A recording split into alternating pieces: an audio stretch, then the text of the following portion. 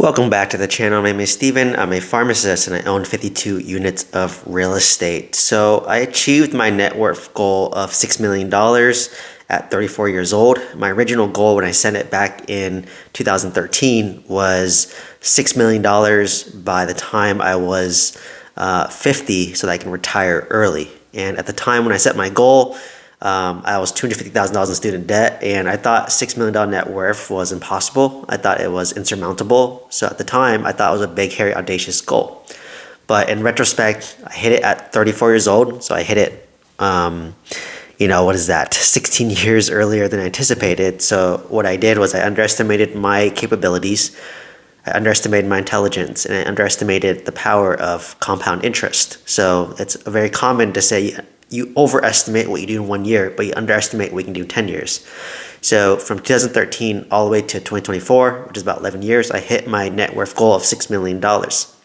So to be honest, I hit my net worth goal. My quality of life is exactly the same because I still work my W-2, right? But when I'm ready to step away from my W-2, I could sell some real estate, pay off my primary residence here, wipe off my mortgage, which is $5,500 a month.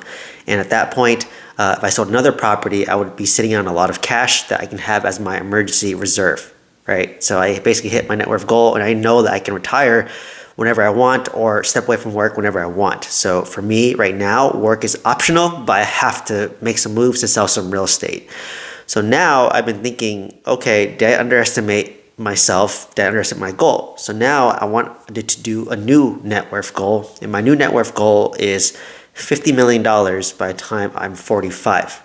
So if you look at the average returns on stocks, real estate, and let's just call it 7 to 10% on average, and if you follow the rule 72, that means that you take 72 divided by 7, that's roughly every 10 years my net worth is going to double. So right now I'm 35 years old. Let's just round me up. I'm 34, almost 35 years old with a net worth of $6 million. So at 45, I'll be worth $12 million.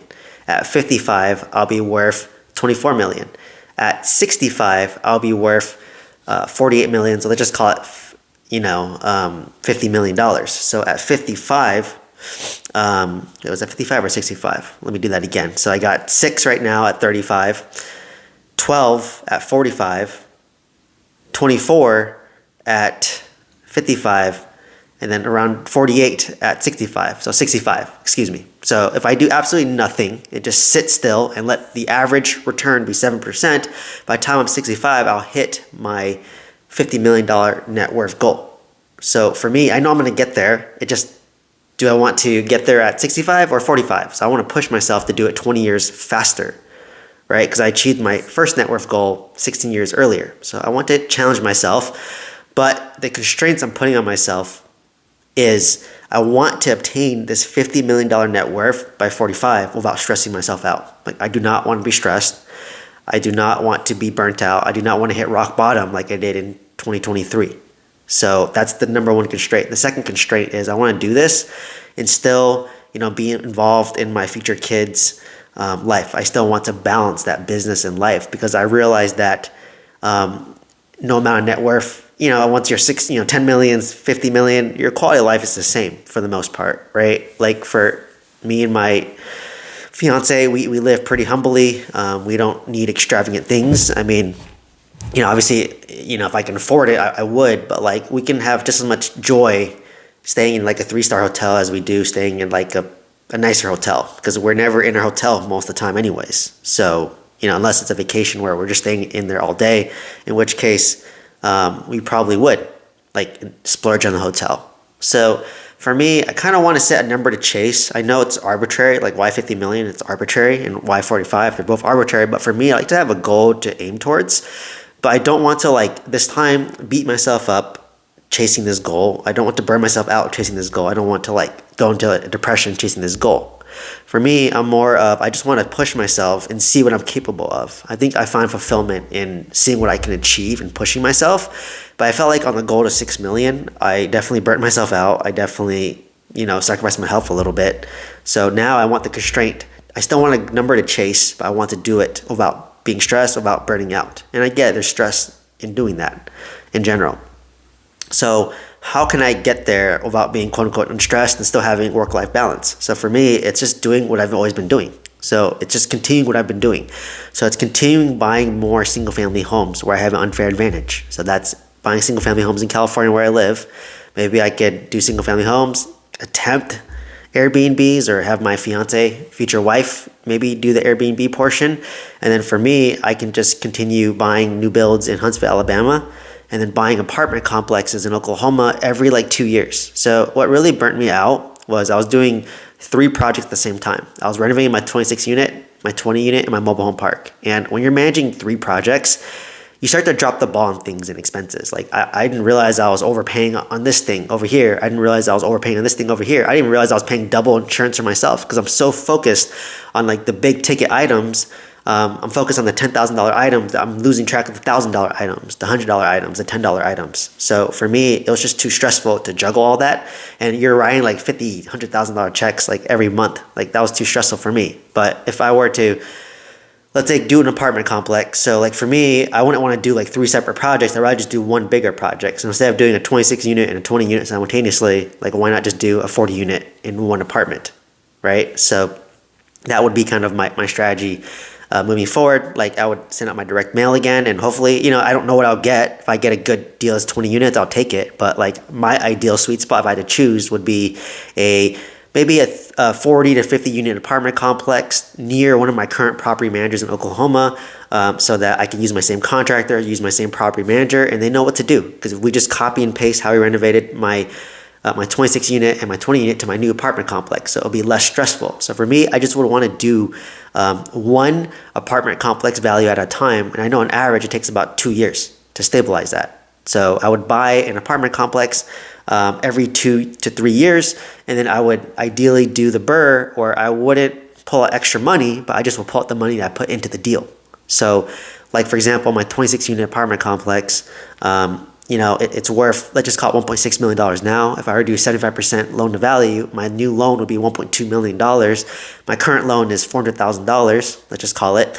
So I would take out of pocket $800,000 on top of that tax free, but of which $400,000 was the renovation money I put in. So I would pull out my down payment, I'd pull out my renovation cost plus another $400,000. That's too much. So for me, if I put $400,000 in the deal, then I just would want to pull out my $400,000 that I put into the deal, so that my loan is still manageable, so that in case interest rates skyrocket again or cap rates go up, I'm okay, right? So for me, I just would pull out my initial money, maybe a little bit extra, but I'm not going to max leverage it out, right? And then use that money to go buy another apartment complex. So I'm recycling my same capital every 2 years.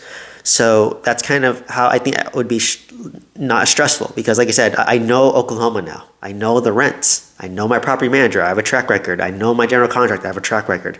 So I know exactly what to do, and it'll be copy and paste, and it'll be easy because now I have built trust. I worked with these people before. So now it should be easier this time around. So I think when I buy my next 40 unit apartment complex, I'm gonna be less stressed because I have a team in place. I have a system in place, and I know the experience. I know what to expect. I know what the costs are, right? And I know how to deal with the insurance and lenders and all that. So, that'll be easier. And then buying new construction in Huntsville, Alabama, like same thing. Like if I have surplus income and I'm privileged enough to, then I only want one apartment project at a time. So let's just say in 2 years, I am doing a 40 unit apartment complex where I'm renovating everything, right? So maybe it takes me 2 to 3 years. During that time window, if I happen to have surplus income, then I would buy these new builds in Huntsville, Alabama, right? I would buy new builds in Huntsville, Alabama because it's very passive for me as well. I just make an offer.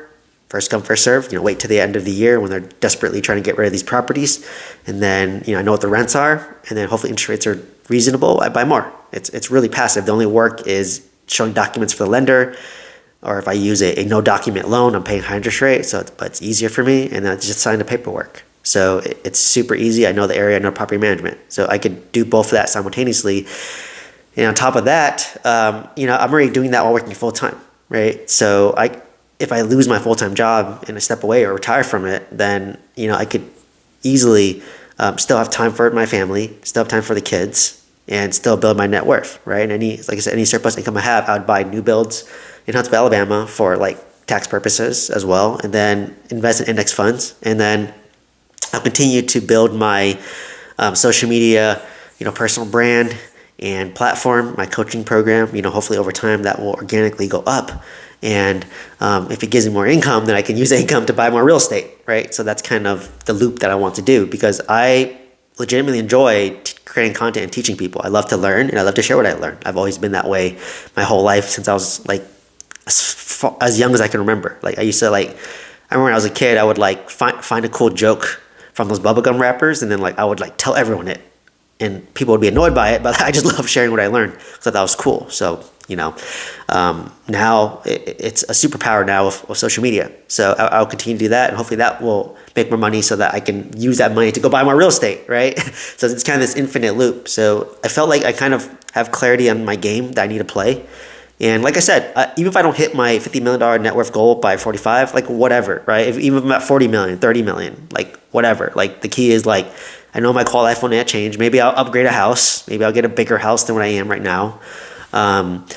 But other than that, I don't really see anything else really inflating that much, right? And even if I upgrade to a bigger house, I don't want it paid off free and clear. Like I wouldn't want to have a mortgage on it ideally, because just the property tax insurance alone is pretty expensive.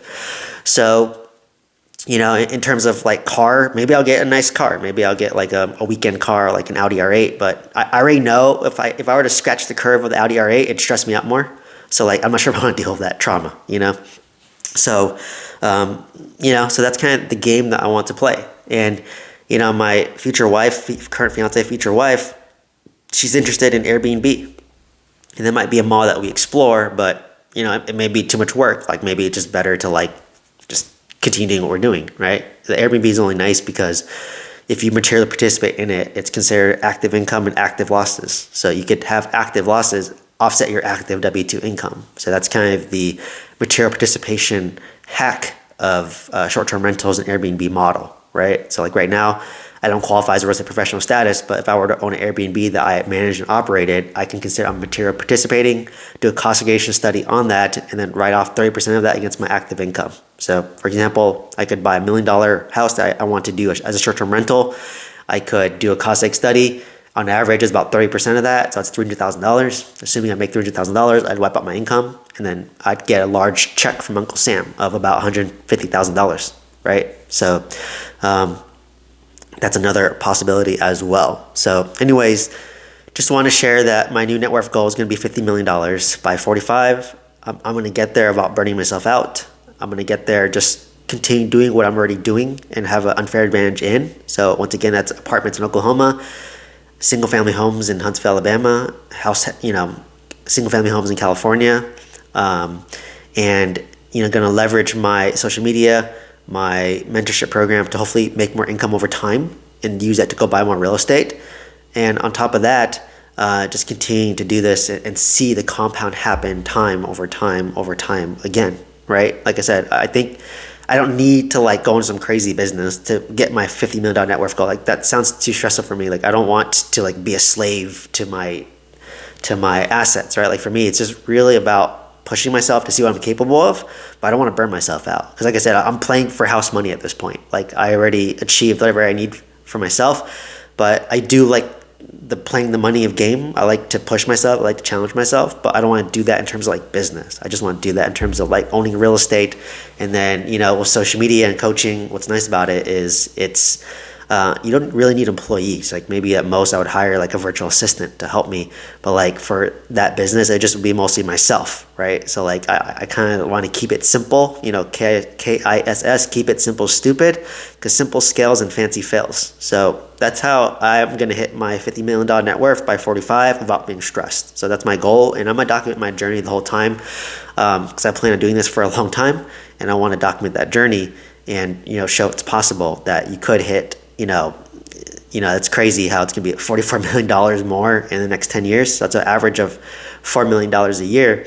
And I want to do this without raising money, right? Without syndicating. Maybe I get private money lenders, but for the most part, I want to self-fund a lot of these deals myself using the BRRRR method, right? I want to pull out my equity and use the equity to buy more real estate over time. And I don't want to over leverage as well. So like I said, I may never hit this goal by 45. I'll eventually hit it at 65, but I want to at least strive towards it in a way that doesn't burn me out and in a way that doesn't stress me out, right? So it's kind of like playing a game at this point. So you want to play the game that how you want to play it in the terms that you want. Because for me, if I want to strive for $50 million net worth, but I'm like super stressed, have no time for friends and family, no time to relax and chill, there's no point in it for me. I'd rather just like work a W-2, right? So that's kind of the game parameters that I set for myself in my new net worth goal. So hopefully you found inspiration from this. Hopefully you found value from this video. Let me know if you have any comments or questions. Otherwise, if you want to learn how to buy multifamily real estate or some guidance, check out the mentorship program down below. Otherwise, please like, comment, subscribe. Hope to see you in the next one. Thank you so much.